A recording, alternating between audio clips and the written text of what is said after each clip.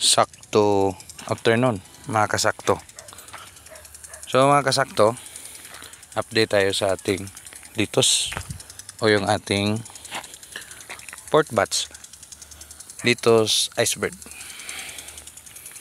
So ano-ano ba yung ating mga routine sa pagtatanim? So siyempre day 2, day 3 ngayon ito.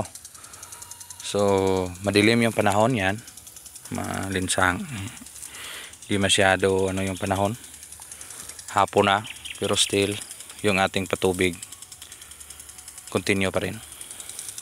Ano ba yung mga routine? Ito ulitin kong sabihin na pag yung litos ay sa edad na transition period, kailangan sabik siya sa tubig. Normal lang kung sample ganyan na basa na, unlike dito is tuyo pa. Steady natin siyang bibigyan for the purpose. Bakit? Tanong bakit buhay na binabasa pa rin? Maraming natatanong. Sa lahat ng transition period, mahirap talaga yan. All transition period, mag-iba na yung nature niya inside, kasi ito nasa greenhouse ito, so palagi doon. So nasa nursery stage, napaka kung sa tao baby pa, yung feeling niya is batang bata pa siya. So palagi siyang nauuhaw, so yung kumakain, so yung puting niya, yung ugat niya is patungo na doon sa kanyang puting, yung ating organic na ginagamit o yung chicken manure. Tingnan nyo, sa dito pa lang, 2 araw pa lang sa pagtanim, kita na yung bulas ng ating tanim. Buhay na buhay, 100%, walang patay. Sana magtuloy ito, kahit konti lang to. Yan.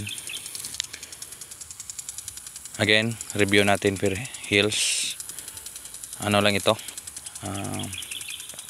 43 tray. So nasa 4,000 plus lang kapuno yung ating litos na transplant noong nakaraang araw, starting November 12. Kahapon lang tayo natapos. Kanina may kinukontinue pa doon sa pinaka endpoint na yon. Pero dito is nakarang araw, so yung bilangan nito round off na, nasa day 3 na ito. So doon is day 2 pa lang. So dito pa lang doon. So convert natin yung araw niya is nasa day 3 na ito ngayon lahat. Sa day 3 automatic, always basa. Pag natuyo, basain. Early in the morning, follow up na naman tayo. So yun ang pinaka paborito ng litos. Sa transition period, kailangan palaging basa. Kunan lang siya ng shower kung tubig, kung stable na yung sample.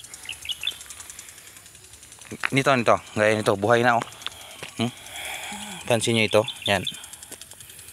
Buhay na siya. So hindi na niya kailangan mag baby care. Yung dahon niya kusang gumalaw, yan, naghihintay na yan ng synthetic fertilizer o commercial fertilizer. So yun ang pinaka best ni litos. So yan lang muna, kunting update dito sa ating area, Canlaon City, Negros Oriental. Kasing dilim ni Haring Canlaon